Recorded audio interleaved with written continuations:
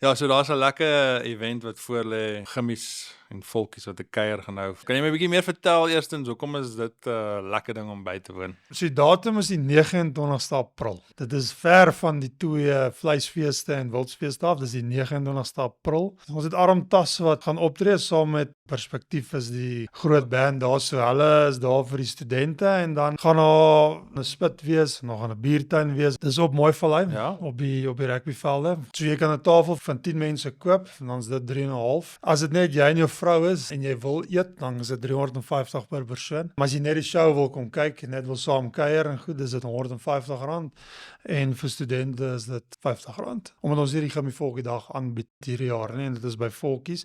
Het ons goed gedink dat ons so iets hou wat ons half die countdown na Gimmie Volkie toe of Volkie Gimmie toe vat vir 2026. Nee, want dit is maar 'n spesiale ding in die dorp en ons wil hê dat met 'n aand wees waar almal lekker net as potch saamkom.